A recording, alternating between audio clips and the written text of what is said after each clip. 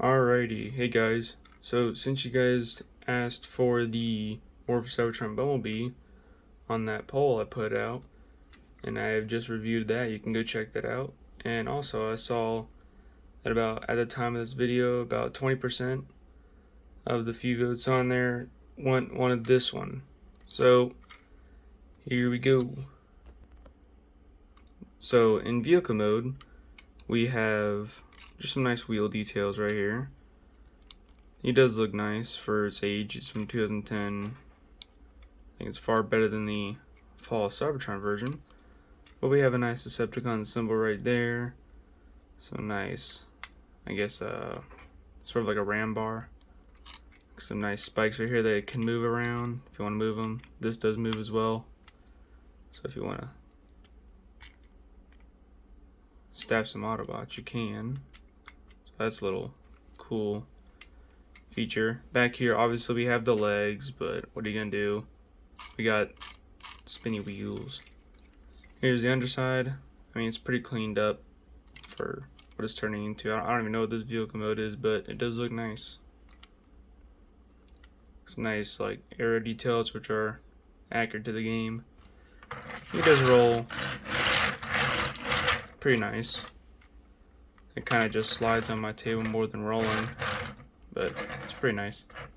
For a comparison, I'll just bring in a little companion of his. This is a G1 Laserbeak, but for this one, I usually just use for a Laserbeak character, since they never made one, I would usually just use I think it's the Siege Laserbeak, just because it's smaller than this, but it looks pretty good for the mainline stuff. But yeah, there we go. There's vehicle mode. Looks nice. Purple details right there. And yeah, let's just transform. So what I like to do first is go to the front. Just take that off just for a little bit. You can flip these forward if you want. Doesn't really matter if they are in your way or not. But I flipped that forward just to grab the weapons out. But for the sake of the video, I guess we can just leave them. Take the roof section, which end up being his feet. Can be a little tight getting them untabbed, but they just tab in. It's like a little tab right there that goes into the tops of the feet right there. And we can grab all this, bring it around and down. And you have a little waist section. Flip these up, and then they just have this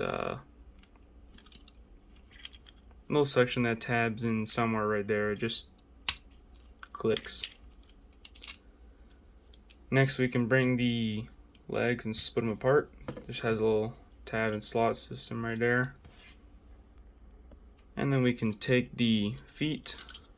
I don't know why they engineered the feet this way, but basically you want to take this little tab section, and I don't know how well you can see it, but it tabs in right there. But what you have to do is with a spring, you have to compress it a little bit. And so what we have is you have to slide it over, just like that, and then tab it in, which I think is a little weird, but it lines up the foot with the rest of the leg. You can rotate that around and then flip this up. Be a little tight. There we go. And then we can take the wheel, and you have like a little, it like notches in right there. And so that tells you which way to push it. So you want to push it this way, just until it stops, I guess. Yeah, there we go. We have that. There's one leg. And same thing for the other leg. We just want to compress it, the spring a little bit, and then tab it in. See if it got, nope, it didn't get in. Compress it, tab it in right there. There we go. Spin the foot around and bring the heel up. And then we can bring this forward just like that. But the legs should look like that. Pretty easy transformation for the legs, but they do work. We can make sure that tabs up, it just untabbed. And then we will go to the top part.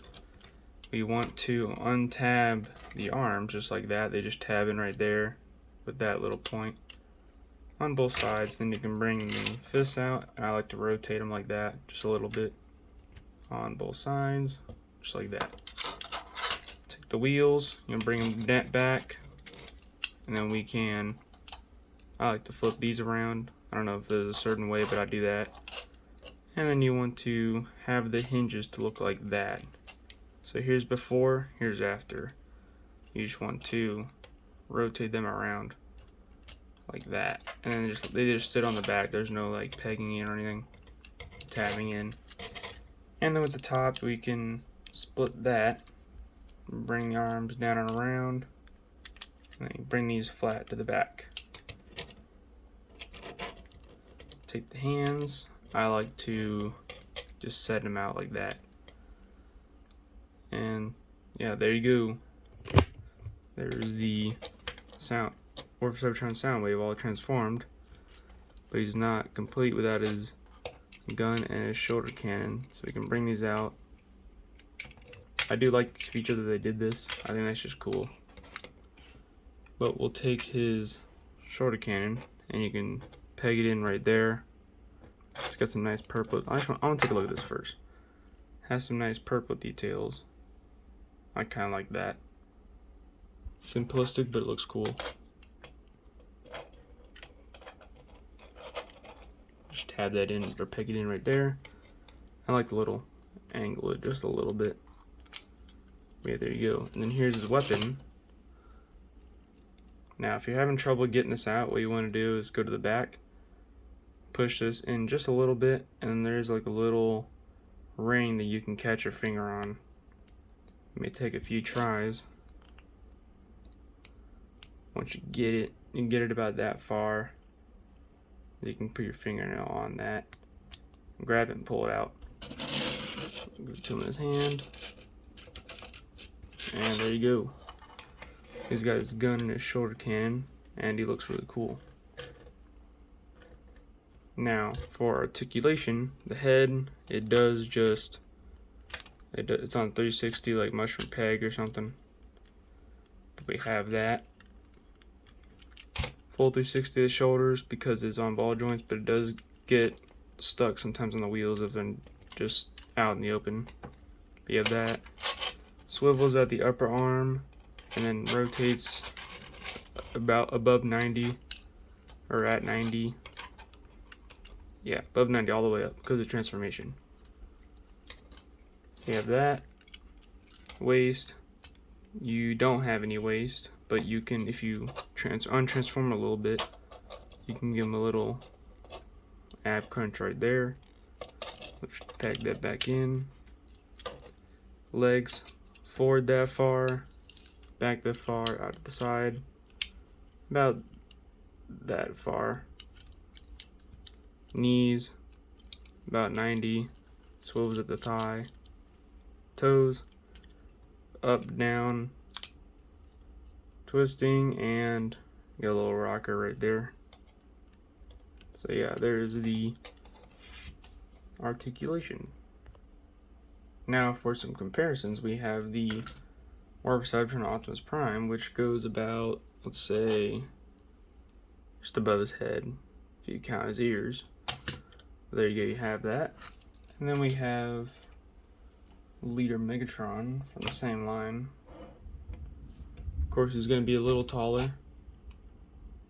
It's Megatron, of course, he's going to be taller. The big cannon versus a little pew pew. There you go, you have that. And then we'll bring back in Laserbeak just because now I have no idea where my War for Cybertron Siege Laserbeak is, but this one works fine for right now. A little too big, but it's pretty good. So there you go. Now if you don't want to have his weapon, you can obviously just push that back in and throw it back in there. It just has these little pegs. Will just slide into either one of these slots, just like that, and then you can just close it up. But yeah, he does look great. I do love him very much. It's a very cool transformer, in my opinion, from the old generations line. I think this one is a little. Some people might say otherwise, but I think this is better than the Fall Cybertron one. Again, like I said earlier. But just because it doesn't have the big pole sticking out his back for the gimmick. But yeah, there you go. Alrighty, so that is the review for the 2010 Generations War for Cybertron Deluxe Class Soundwave. Hope you guys enjoyed it. You can check out my other videos on my other playlists. I have, again, since the last video, I have updated a little bit. And yeah, so participate in my polls if you want to have favor on a specific transformer you want. And yeah, if I have the figure, I will possibly review it in the future. So yeah, have a good day, guys. I'll see you guys in the next video.